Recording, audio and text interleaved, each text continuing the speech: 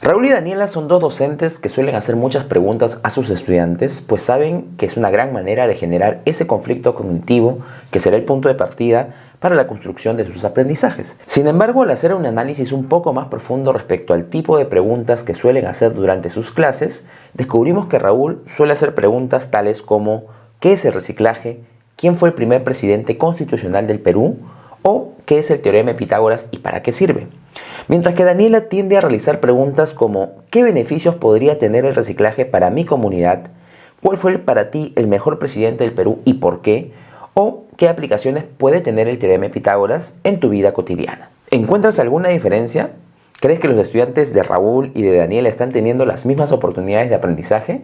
En este nuevo podcast de Laboratorio Docente compartiré contigo 3 técnicas para poder mejorar los procesos de formulación de preguntas a tus estudiantes en tus clases. Pero antes de iniciar, suscríbete al canal, activa la campana de alerta y déjanos un like. Ahora sí, empecemos.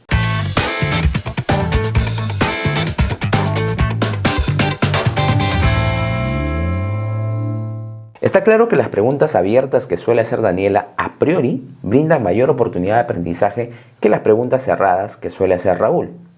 Ahora, en un podcast anterior habíamos visto la importancia de poder considerar ambos tipos de preguntas en una proporción adecuada para poder asegurar así aprendizajes de mayor calidad. Sin embargo, mejorar el proceso de formulación de preguntas va más allá de equilibrar la proporción entre preguntas cerradas y preguntas abiertas que hacemos a nuestros estudiantes, y tiene que ver más con la dinámica que generamos a la hora de hacer preguntas.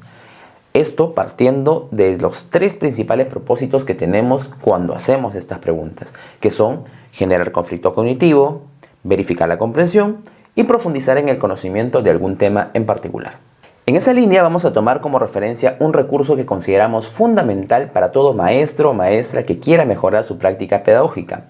Estoy hablando del libro Teach Like a Champion, del profesor Doug Lemov, director general de Uncommon Schools, una red de escuelas públicas de Estados Unidos. Hace poco más de una década, el profesor Lemov hizo un excelente trabajo de investigación y sistematización de diversas técnicas aplicadas por docentes de alto desempeño de estas escuelas, las cuales compartió en este libro, que además ha sido traducido al español por la organización Aptus Chile, bajo el título Enseña como un maestro, tanto en esta versión impresa como en la versión electrónica que puede encontrar en Amazon Kindle. En esta oportunidad tomaremos 3 de las 62 técnicas compartidas en este libro. La técnica 1, evitar preguntas retóricas. La técnica 2, preguntas dirigidas, ambas orientadas a fortalecer el proceso de verificación de la comprensión. Y la técnica 13, extiéndelo, orientada a mejorar la generación de conflicto y la profundización en el conocimiento. Vamos con la primera, evitar preguntas retóricas.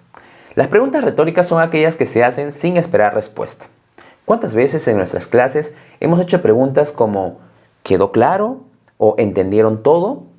Estas preguntas son funcionalmente retóricas y las hacemos una y otra vez en nuestra clase, y la respuesta casi siempre es un sí pasivo y casi nunca preciso.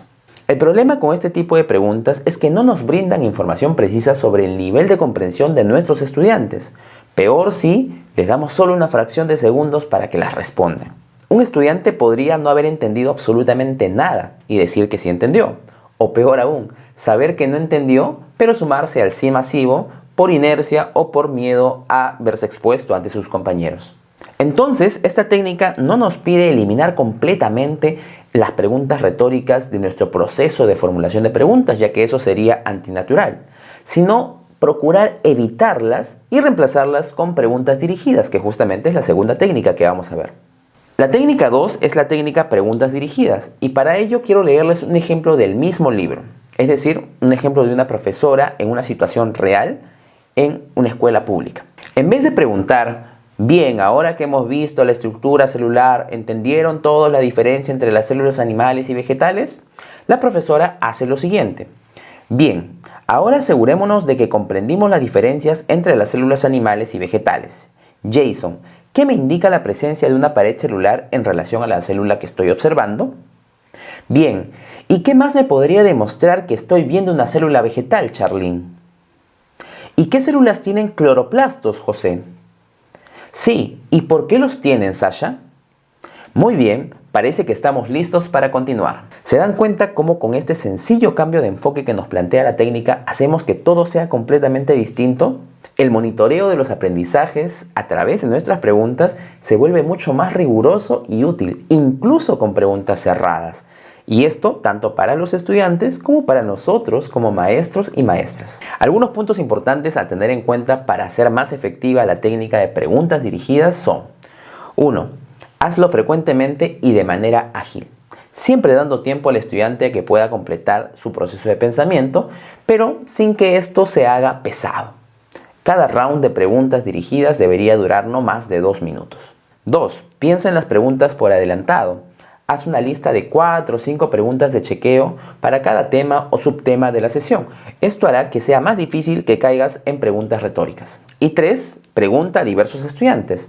No te quedes solo con los que responden voluntariamente o con aquellos que sabes que responderán correctamente. Toma siempre una muestra representativa de tu aula. La tercera y última técnica es la técnica 13 del libro, extiéndelo. Y esta es una de mis técnicas favoritas, ya que bien aplicada puede lograr 3 cosas muy importantes. Primero, que nosotros como docentes generemos el hábito de hacer preguntas de seguimiento. Segundo, también que generemos diversos tipos de preguntas hacia nuestros estudiantes. Y tercero, que nuestros estudiantes formen la idea de que el aprendizaje nunca termina y que siempre se puede profundizar mucho más en cada tema.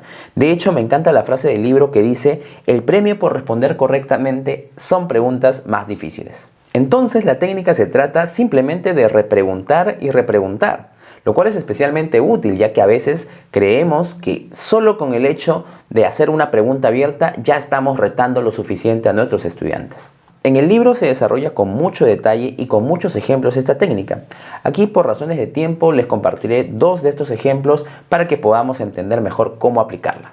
Una primera forma de aplicarla es preguntar cómo y por qué, es decir, pedirle a nuestros estudiantes que expliquen cómo llegaron a la respuesta. Aquí el ejemplo que nos plantean es el siguiente.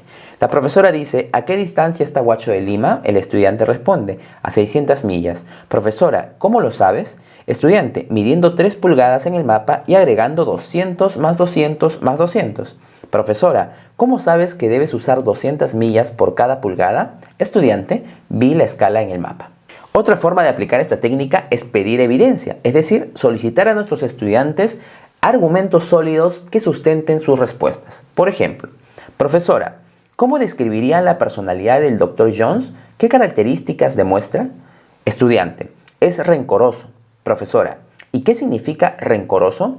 Estudiante: rencoroso significa que es amargado y quiere que los demás no sean felices. Profesora: bien, entonces lee 2 oraciones de la historia donde podamos ver que el Dr. Jones es rencoroso. Y aquí la estudiante tendrá que buscar esos argumentos o esas evidencias. Un par de aspectos más a tener en cuenta a la hora de aplicar la técnica extiéndelo son: primero, no uses la técnica de forma indiscriminada. Centra siempre tus repreguntas en los objetivos de la clase. Y segundo, incluye repreguntas no directivas, como por ejemplo: ¿me puedes decir más? ¿Puedes desarrollar la idea?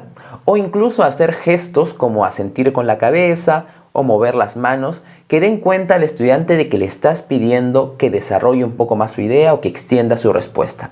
Este tipo de repreguntas son más ágiles e interrumpen menos el proceso de pensamiento de tus estudiantes. Además de estas 3 técnicas, quiero aprovechar para compartirte 3 pautas generales que debes tener en cuenta en el proceso de formulación de preguntas. Primero, asegúrate siempre de brindar el tiempo adecuado a tus estudiantes para que puedan responder a las preguntas. Esto, además de ser justo, podrá fortalecer en ellos la autoconfianza y mejorar su nivel de participación. Segundo, incluye con frecuencia formas de hacer que todos tus estudiantes respondan activamente a las preguntas que haces. Te recomiendo leer el capítulo de Ratio, en donde encontrarás diversas técnicas como la técnica 43, gira y discute. Y tercero, no olvides a la hora de hacer preguntas para generar este intercambio activo de ideas que no solamente lo tienes que hacer tú con tus estudiantes, sino que este intercambio de preguntas, repreguntas y respuestas también se puede dar entre tus estudiantes. Y de esta forma vas a fortalecer en ellos también la autonomía. Entonces, recapitulando, para mejorar tu proceso de formulación de preguntas debes: 1.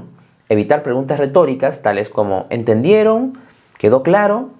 2. En lugar de ello, debes hacer preguntas dirigidas que verifiquen objetivamente la comprensión.